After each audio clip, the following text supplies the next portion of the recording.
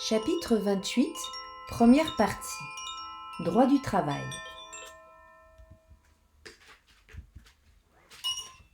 Le droit du travail, le contrat de travail fait partie des contrats dits de service. Qu'est-ce qu'un contrat de service? C'est quand une partie s'engage à exercer une activité au bénéfice d'une autre partie contre de l'argent, de la rémunération. Mais il n'y a pas que le contrat de travail qui fait partie des contrats de service. Il y en a d'autres. Voyons. Par exemple, il y en a qui dépendent du résultat, d'autres de moyens, d'autres sont soumis à un rapport de subordination. Quand il y a une obligation de résultat, on parle d'un contrat d'entreprise. Par exemple, ici, une entreprise construit une maison. Évidemment qu'ils ne vont pas être payés tant que la maison n'est pas terminée. C'est un contrat d'entreprise, obligation de résultat. Nous avons aussi des contrats qui impliquent une obligation de moyens. On va faire tout son possible pour arriver au but, mais il n'y a pas d'obligation de résultat. Par exemple, les médecins, par exemple, les avocats. Ils sont soumis à une obligation de moyens, à respecter les règles de l'art. Ils vont faire tout leur possible pour vous guérir, pour vous défendre, mais s'ils n'y arrivent pas, eh bien, ils seront tout de même payés. Le contrat de travail suppose un rapport de subordination, c'est-à-dire que ce n'est pas le salarié qui décide, il doit respecter les directives, des consignes, et c'est l'employeur qui va décider comment, où et ce qu'il va faire.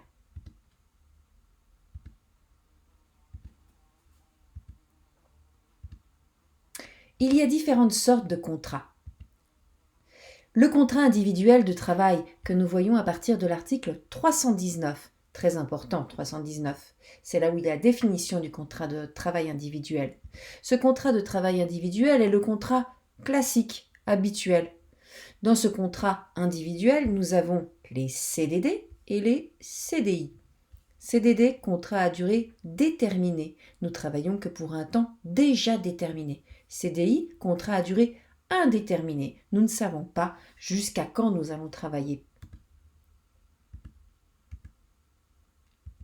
Nous avons aussi des contrats dits spéciaux à partir de l'article 344. Par exemple, le contrat d'apprentissage, le contrat de voyageur de commerce, le contrat de travail à domicile. Attention, le contrat de travail à domicile n'est pas utilisable pour le télétravail. Le télétravail suppose les conditions habituelles du contrat de travail que l'on doit adapter aux réalités de la personne qui travaille en ligne depuis chez lui. Dans ces cas particuliers, apprentissage, voyageur de commerce, contrat de travail à domicile, nous avons des règles spéciales, des obligations et des droits spécifiques à ces contrats. Le nombre de normes pour le contrat de travail est assez important. Outre le code des obligations, nous avons la loi sur le travail. C'est une loi fédérale qui va préciser certaines choses, avec en plus une ordonnance qui complète cette loi fédérale et qui est parfois extrêmement précise. Nous avons la loi sur l'égalité, égalité entre hommes et femmes. Nous avons la loi sur la participation. Si un employeur a envie de fidéliser ses employés en leur faisant participer aux bénéfices de l'entreprise, il y a une loi pour cela. Également la loi sur le travail au noir. Travail au noir, c'est-à-dire le travail qui n'est pas déclaré.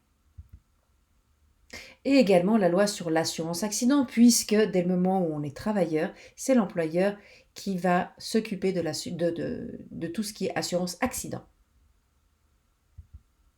Et nous avons aussi d'autres choses. Nous avons la convention collective de travail. Attention, convention, ça ne veut pas dire loi. Convention, ça veut dire contrat. Un contrat, un accord entre qui? Un accord entre le syndicat des employeurs et le syndicat des employés, des salariés. On se met autour d'une table et on essaye d'améliorer la situation des salariés sans pour autant que les employeurs y trouvent à redire. Mais parfois, il y a des activités des secteurs qui ne sont pas couverts par ces conventions collectives. Nous voyons par exemple les travailleurs agricoles, les travailleurs ici des employés de maison. Il n'y a pas de convention collective pour ces personnes-là. Alors le gouvernement a imaginé des contrats types. C'est comme une lettre type en français commercial.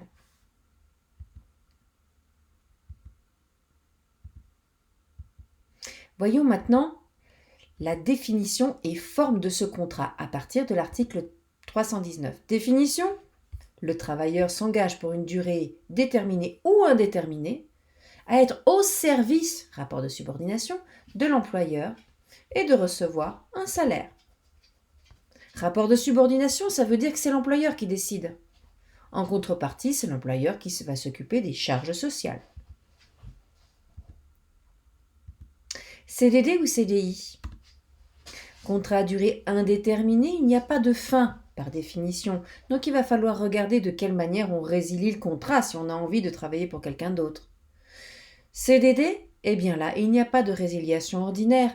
Si on s'engage pour travailler 3 mois, on travaille 3 mois. La forme est libre. Dès le moment où il y a activité contre rémunération, on a un contrat de travail. Point barre. Mais l'employeur est tenu d'informer le salarié, de donner toutes les informations utiles. Par exemple, pour qui il travaille, les dates, qu'est-ce qu'il doit faire, son salaire, la durée durant la semaine. Il y a aussi une forme écrite pour certaines choses. Par exemple, est-ce que mes heures supplémentaires éventuelles sont payées? Est-ce que j'ai une clause de non-concurrence une fois que j'ai fini de travailler pour cette personne-là, pour cet employeur-là? Dans ce cas-là, il faut le mettre par écrit. C'est une forme obligatoire.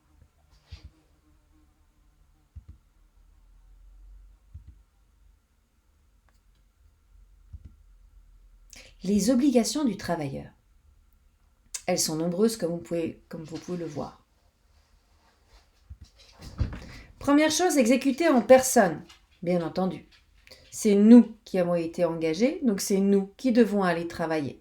On ne peut pas proposer un remplaçant, une personne remplaçante, c'est l'employeur qui va décider si oui ou non il engage effectivement ce remplaçant, cette remplaçante.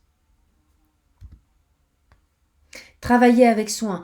Attention, l'article 321A, c'est un article extrêmement important. Tous les alinéas de cet article sont importants. Ici, l'alinéa 1, travailler avec soin. La diligence, c'est-à-dire le soin attendu du salarié et aussi de prendre soin du matériel. Alinéa 2, suivre les directives. On n'oublie pas que nous sommes dans un rapport de subordination. Donc, nous devons respecter les directives, les consignes de sécurité et également de traiter avec soin le matériel. Nous devons être fidèles à notre entreprise. C'est l'alinéa 3. Donc, ça veut dire que si on a un travail accessoire pour quelqu'un d'autre pour arrondir un petit peu les fins de mois, eh bien, on ne doit pas arriver chez son employeur fatigué, ou de ne plus arriver à donner son activité promise à son premier employeur. C'est la fidélité à son entreprise. Secret professionnel, tout ce que l'on entend, ce que l'on apprend chez son employeur, on n'est pas censé le divulguer à tout le monde. Par exemple, secret de fabrication. Et ceci, même après la fin du contrat, nous sommes liés. Une exception, le contrat d'apprentissage. Les apprentis ne sont pas liés à ce secret professionnel après leur apprentissage.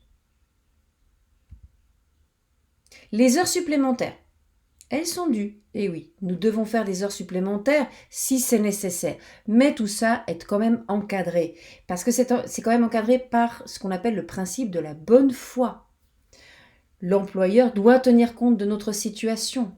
On doit tenir compte aussi de notre organisation familiale. Donc on va discuter avec le salarié. Et ces heures supplémentaires, il y a 3 possibilités. Elles peuvent être compensées par un congé égal. On a travaillé 8 heures supplémentaires, on a droit à un congé de 8 heures. Ou alors on se fait payer un salaire de 125%. Mais on peut encore convenir d'autre chose. Pour cela, ce doit être fait par écrit dans le contrat. On peut convenir que ces heures supplémentaires ne seront ni compensées ni payées.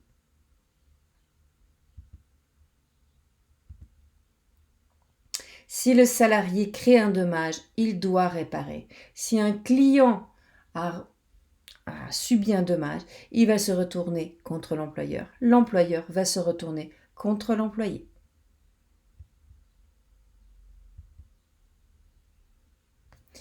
On peut faire par écrit ce qu'on appelle une clause de non-concurrence.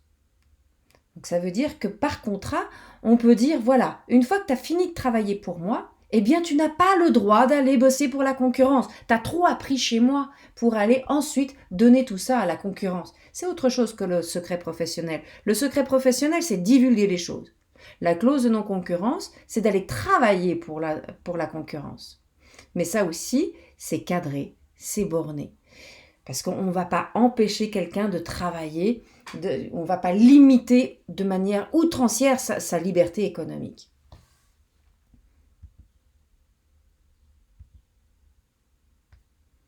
Remettre à l'employeur. Il y a des choses qu'on doit rendre à l'employeur.